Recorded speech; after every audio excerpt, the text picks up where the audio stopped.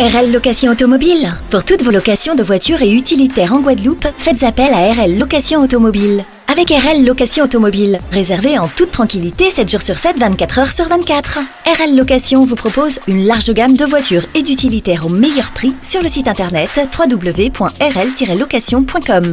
RL Location, c'est aussi l'assistance et la livraison. Pour tout renseignement, contactez-nous au 0590 10 66 87.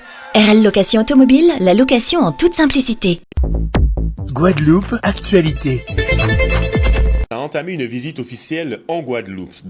Dès son arrivée, il s'est entretenu avec Harry Chalus, président du conseil régional, et Guy Losbar, président du conseil départemental. Les discussions ont porté sur des dossiers majeurs tels que la gestion de l'eau, la lutte contre les sargasses, la sécurité, l'éducation ou encore la vie chère. Le ministre a réaffirmé la détermination de l'État à apporter des solutions concrètes aux préoccupations des Guadeloupéens. Un reportage signé Michel Depape. Je ne vais pas revenir sur les problèmes que vous connaissez, eau, déchets et compagnie. Il ne suffit pas de faire du bruit sur les réseaux sociaux pour expliquer. Ce qui est important, c'est de travailler, comment trouver des solutions pour satisfaire à la population guadeloupéenne, pour mener à bien les politiques publiques. Et nous avons décidé, le ministre de l'Outre-mer et moi, avec les équipes du préfet, de mettre en place une cellule, et ce sera peut-être pour les autres régions d'Outre-mer, pour travailler directement, en plus du SIOM et du contrat de convergence, directement sur les gros dossiers, les gros chantiers, les grosses inquiétudes de notre territoire pour pouvoir aller plus vite et avoir l'accompagnement du ministre auprès de la région. Il y a un travail à faire pour gagner en efficacité. Et moi, je souhaite une seule chose pour ce qui concerne l'action du gouvernement, c'est de répondre aux besoins et aux attentes des Guadeloupéens. En matière de sécurité, c'est incontestable. Et l'État fait les efforts et continuera de faire les efforts en termes de brigades fluviales pour la gendarmerie, de radars, de drones, d'anticipation, de surveillance pour lutter contre la violence générée notamment par le narcotrafic. C'est vrai, mais j'y reviendrai dans les heures et dans les jours qui viennent sur les questions de vie chère. Et puis, moi, je suis inquiet, comme le président, sur les questions de l'eau. J'ai déjà eu l'occasion de m'exprimer. Il va falloir que chacun assume ses responsabilités. La région et l'État l'ont fait. Les Guadeloupéens souffrent depuis très longtemps de cette situation. Puis nous avons évoqué un certain nombre de dossiers qui concernent plus particulièrement le département, tel que au niveau donc du CHU, les problèmes de l'eau, évidemment, l'évolution institutionnelle, puisque comme vous savez, je suis le président du Congrès actuellement. Et nous avons relancé les travaux dans le cadre de la commission ad hoc. Et l'an dernier, le 2 juin, le Congrès avait voté à l'unanimité la fusion des collectivités, des compétences nouvelles et bien sûr donc des moyens pour pouvoir assurer cette volonté. Mais la Guadeloupe est un archipel, la continuité territoriale, ces questions ont été évoquées et surtout le problème de délinquance, puisqu'il y a un problème de sécurité, le trafic de drogue. Vous comprenez parfaitement qu'il était nécessaire que nous puissions évoquer ces différentes questions avec M. le ministre. À partir du moment où ça permet de mieux répondre à l'attente des citoyens et de rendre plus efficace l'action publique, le gouvernement accompagnera. Mais d'abord, nous attendons que le processus se termine, que les élus se prononcent définitivement et qu'un projet soit porté à la connaissance du gouvernement et ensuite évidemment du Congrès. On rentrera dans un processus que nous connaissons et qu'évidemment nous accompagnons. Et dans le cadre de sa visite, Manuel Valls a participé à une table ronde avec les acteurs économiques de l'île pour aborder la problématique de la vie chère. Les discussions ont notamment porté sur l'octroi de mer, les marges commerciales et les monopoles existants. Le ministre a souligné la nécessité de faire évoluer l'octroi de mer sans pour autant le supprimer et a appelé à une collaboration étroite entre État et les acteurs locaux pour trouver des solutions adaptées. Regardons tout de suite ce reportage. L'avantage qu'on a eu, c'est qu'il a pu toucher vraiment à toutes les filières en matière économique. Il a rencontré l'agriculture, les éleveurs, la pisciculture. Aujourd'hui, le monde du BTP qui ont fait sortir les difficultés que nous rencontrons actuellement, qui peuvent être réglées par des mesures administratives. Quand les problèmes ne sont pas résolus, il faut revenir dessus. Donc le problème de l'eau, reste un problème pour nous très important. Le problème de l'insécurité avec les narcotrafics, c'est quand même quelque chose d'assez nouveau. Mais on ressent bien que la Guadeloupe a besoin d'attractivité, de compétitivité.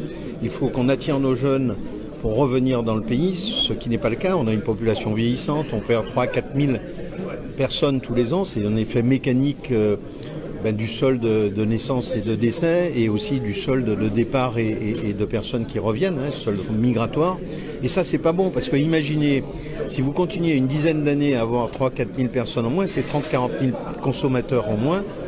Au final, on aura trop d'offres, trop de commerce, trop de routes, trop de tout. Nous, région Guadeloupe, nous avons baissé 48 familles de produits pour plus de 5 millions sans compensation, sans demander quoi que ce soit à l'État. Nous l'avons refait l'année suivante. Nous l'avons fait aussi sur tous les produits quand il s'est agi du Covid, où nous avons mis à zéro tous les prix pour le matériel médical sans demander de compensation. Donc moi je dis aujourd'hui, effectivement, avec le chef d'entreprise, le MEDEF, le tourisme, nous travaillons sur ce dossier pour savoir quelle sera la meilleure solution. Nous ne sommes pas contre, nous l'avons dit, d'une transformation de l'octroi de mer, mais on ne peut pas toucher à l'octroi de mer et toucher à la TVA comme certains veulent le faire, et nous ne sommes pas d'accord. Il faut qu'on se concerte. D'ici le mois prochain, je prends la présidence des régions ultrapériphériques et il y aura un travail à faire avec les présidents de régions. De redonner aux Outre-mer ces prix export que nous avons perdus fin 80, début des années 90, qui variaient entre 15 et 20% de moins par rapport au prix d'achat qu'on a aujourd'hui. C'est pas normal qu'une voiture, la même voiture, et je le citais tout à l'heure, qui arrive à Saint-Martin, soit 15 à 20% moins cher de la part du constructeur par rapport à une voiture qui arrive en Guadeloupe. C'est pas normal, ça. Reportage signé Solène Fèvre. Et une autre étape de cette visite ministérielle à Sainte-Rose, où le ministre a signé une convention avec France Travail visant à favoriser l'insertion professionnelle. Ce dispositif bénéficiera à une trentaine de Sainte-Rosiens, offrant ainsi des perspectives d'emploi concrètes. Le maire, Adrien Baron, s'est félicité de cette initiative, fruit de 3 années de travail acharné. C'est Michel Depape qui était sur place pour la rédaction. Une belle satisfaction de la présence du ministre en lui-même pour signer cette convention EBE. Je rappelle que c'est le plus gros projet de France quand même, 480 emplois au bout de cette affaire-là. C'est un projet qui a duré 3 ans de travail acharné. Et aujourd'hui, des jeunes et moins jeunes qui sont dans le dispositif depuis 3 années, qu'on reçoit tous les jours, qui travaillent ensemble et qui n'ont pas perçu un seul euro et qui vont être recrutés à partir de la semaine prochaine. Je crois que c'est extraordinaire. Et qui mieux que Manuel Valls pour signer ces conventions avec nous. C'est un grand honneur pour notre commune. Très belle commune, qui a un vrai potentiel. Et au fond, c'est ce qu'on a voulu dire. C'est-à-dire, l'État est là pour accompagner, mais accompagner des élus, des maires, des conseillers départementaux qui veulent aller de l'avant, qui ont des projets. On a bien parlé de la pêche, du tourisme, de logement, de réhabilitation. Nous avons parlé de ces expérimentations pour l'emploi et pour l'accompagnement aussi de ceux qui sont au RSA. Donc c'est comme ça qu'on fait bouger les choses, c'est sur des projets et l'État doit être partenaire. Et l'accueil ici, sous ce beau soleil, ça m'oblige. Hein, ça veut dire qu'il y a une attente, une exigence et que nous devons être à la hauteur, moi notamment, pour mener tous les projets que nous avons avec le conseil départemental, avec la mairie, avec la région. Tous ces projets, il faut les mener à bout parce qu'il y a un potentiel incroyable en Guadeloupe et donc il faut que nous soyons, nous, des partenaires à la hauteur de ces attentes. Il faut qu'on donne un bel avenir, un futur à la jeunesse. Et sans transition, l'association des consommateurs UACAS a célébré la journée internationale des droits des consommateurs en organisant une journée spéciale au Memorial Act. L'événement a rassemblé divers producteurs locaux, mettant en avant une consommation responsable et valorisant la biodiversité locale. Les visiteurs ont pu découvrir des alternatives aux produits importés, renforçant ainsi l'économie locale et la souveraineté alimentaire. Un reportage de Vianney Valverde. Cette opération de ce jour est une date internationale du droit des consommateurs, 15 mars. Donc comme nous avons créé notre union l'année dernière, donc il était évident pour nous de marquer le coup avec cette opération aujourd'hui, ici au MAC, avec tous les acteurs qui nous ressemblent et à faire passer les messages d'une autre consommation. Et je tiens à féliciter vraiment l'association des consommateurs, l'UACAS, du travail réalisé depuis quand même actuellement plus de 6 mois en Guadeloupe. On est un pays, une terre d'abondance, de richesse et de vie, mais nos yeux sont fermés, on ne voit pas nos richesses et on nous fait croire qu'on est pauvre en fait. Et c'est pour ça que j'ai insisté pour dire qu'on ne doit plus partager la précarité, la pauvreté. L'heure est venue de partager l'abondance. Et l'abondance, on va le trouver où? Dans notre biodiversité. Biodiversité donc alimentaire, médicinale et tout ce que la nature nous offre. La Guadeloupe est riche en fait, on a tout le potentiel pour devenir quasiment à 100% autonome sur le point de vue alimentaire.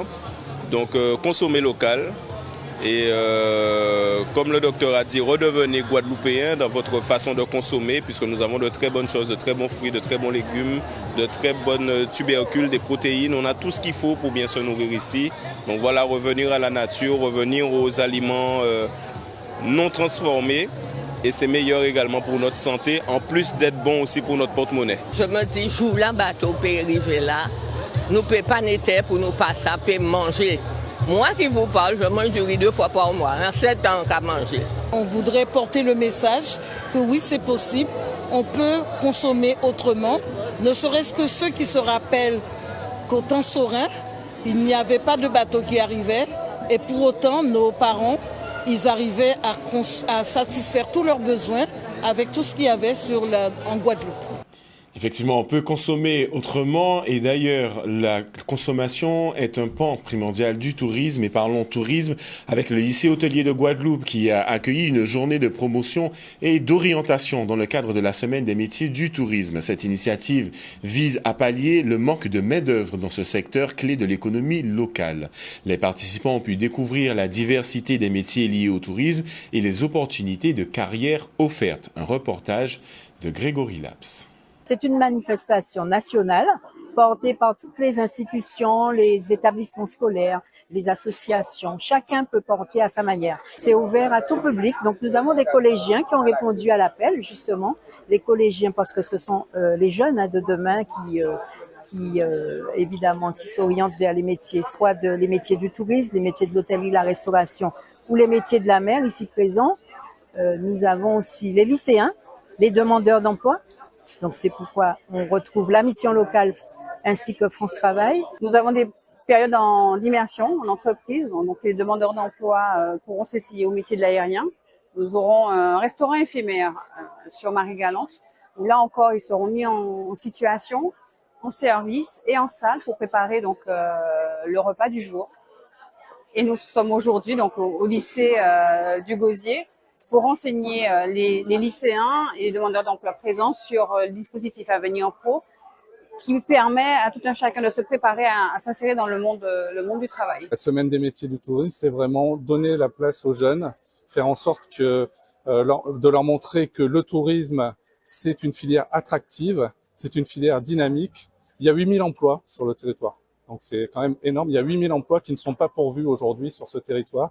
Et donc il faut agir, il faut montrer que cette filière est dynamique et le tourisme est une filière stratégique pour la Guadeloupe. Très important pour nous d'être présents aujourd'hui dans le cadre de la semaine des métiers du tourisme. Nous sommes un office de tourisme intercommunal, donc pour nous c'était tout naturel d'être présents aujourd'hui. Nous recevons effectivement des jeunes, des demandeurs d'emploi également, de façon à leur présenter dans un premier temps les métiers de l'office de tourisme et nous les aiguillons également vers des centres de formation en fonction de leurs demandes. On propose des formations maritimes, donc tout ce qui est dans le domaine de la pêche et les excursions maritimes aussi, donc pour Marie-Galante, Tessin, la Petite Terre, etc. Au Parc national de Guadeloupe, on peut aussi travailler dans un secteur lié au tourisme, en étant soit chargé de mission en tourisme durable comme moi, soit garde-moniteur en milieu marin avec les acteurs du tourisme comme mon collègue, ou encore technicien sport et nature pour tout ce qui est randonnée, sortie de randonnée et visite. On a créé des visites virtuelles sur les sites qui sont gérés par nous. Donc, principalement aujourd'hui, vous aurez les îles Fajou et la Soufrière. Donc, ces visites virtuelles sont visibles via les casques à réalité virtuelle, mais aussi disponibles sur le site du Parc national de Guadeloupe. Et donc, du coup, les étudiants ont beaucoup de plaisir à pouvoir découvrir ces sites qu'ils n'ont jamais vus ou encore qu'ils ont vus il y a longtemps. Et donc, du coup, ils passent tous sur le stand pour pouvoir un peu voir, connaître les missions du parc, savoir ce qu'on fait, quel est notre métier, mais aussi faire un peu de visite virtuelle. Et ouvrons maintenant notre page santé avec la Ligue des Santés qui a organisé une expo santé au Lamentin dédiée à la prévention et à la sensibilisation aux enjeux de santé publique. L'événement a attiré de nombreux visiteurs témoignant de l'intérêt croissant de la population pour ces questions. Des ateliers interactifs et des stands d'information ont permis aux participants de s'informer sur les bonnes pratiques en matière de santé et c'est Vianney Valverde qui s'est rendu sur place pour Canal 10. L'Expo Santé, c'est la Ligue des Santé qui l'organise et la fait fonctionner. Donc tous les stands qui sont à l'intérieur sont des stands qui font partie d'un même parcours de santé. D'accord ? Donc on commence par l'accueil et puis il y a le stand nutrition, le stand qui s'occupe de la santé et de la nutrition pour les gens, de l'alimentation, le stand air qui leur permet de mesurer leur capacité respiratoire et etc. Différents stands qui leur permettent d'examiner comment ils sont par rapport à l'exercice physique, comment ils sont par rapport à la santé de leur cœur, comment ils sont par rapport à la consommation de différentes boissons, etc. Et puis, à la fin, il y a le stand avec les médecins, avec les psychologues, avec les professionnels de santé qui leur permet de vraiment cerner le bilan et quelle sera la suite, le suivi. Il y a eu un public dynamique qui est arrivé. Hier, ça a commencé depuis hier et le public a été en masse. On a eu beaucoup de personnes. Ce matin, on attend là encore pas mal de personnes. L'objectif, c'est de pouvoir avoir au moins 300 à 350 personnes qui viennent pour s'occuper de leur santé et surtout prendre en main leur santé. Car l'objectif, c'est d'aider les gens à prendre en main leur santé. Et ce samedi, la municipalité de Morne-à-l'Eau a proposé un village dédié aux seniors, illustrant sa volonté de développer une politique de proximité en leur faveur. Cet espace a offert aux aînés des services adaptés à leurs besoins, renforçant ainsi le lien social et leur bien-être au quotidien. Le maire de Morne-à-l'Eau, Jean Bardaille, et la marraine de la manifestation, Liliane Fléraud, sont au micro de Michel Depape. Nous sommes à la seconde édition de l'Arche Caraïbe. La première édition, elle était intergénérationnelle. Cette fois-ci, on a voulu rendre hommage à nos seniors à travers des stands d'information et de bien-être. L'idée vient de l'Arche et nous avons tout de suite répondu banco à cette invitation pour collaborer parce que le Centre communal d'action sociale œuvre beaucoup pour les seniors. J'ai voulu convoquer les forces vives de la population à travers leur savoir-faire, leur talent, pour le mettre au service des personnes nécessiteuses. Notre volonté, c'est de mettre en place et de continuer sur cette politique de proximité à l'égard de nos populations, puisque tout le monde sait que la mobilité est difficile, notamment pour les personnes âgées, les seniors en quelque sorte. Donc c'est pour cela qu'il y a divers stands ce matin, repas, mise en forme, musique aussi, hein. Il y a une dame qui chante qui s'appelle Madame Liliane Fléraud qui est de Morne-à-l'Eau. Elle est présente, donc il y a aussi de la culture en quelque sorte. Le thème c'est Senior, un temps pour toi. Et comme je suis une senior qui prend le temps de vivre, j'ai accepté en toute quiétude d'être la marraine de cet événement. Ça représente beaucoup parce que les seniors, on doit pouvoir transmettre. Si c'est une occasion pour transmettre, pourquoi pas? Et je parle aux seniors, mais je peux aussi parler en tant que senior. Donc, aux seniors, je vais dire, c'est-à-dire comment maintenir la forme. Je ne suis pas thérapeute, ni médecin, ni coach. Mais je sais au moins pour moi-même ce que je dois faire pour maintenir la forme. Donc, je peux donner un conseil.